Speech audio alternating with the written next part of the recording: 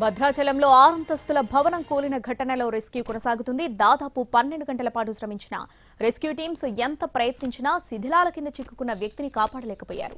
చివరకు కామేష్ మృతదేహం వెలికి తీసింది భద్రతా సిబ్బంది.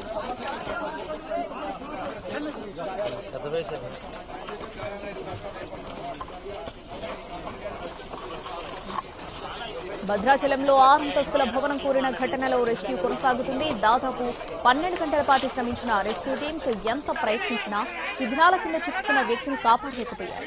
చివరకు కామేష్ మృతదేహం వెలికి తీసింది భద్రతా సిబ్బంది.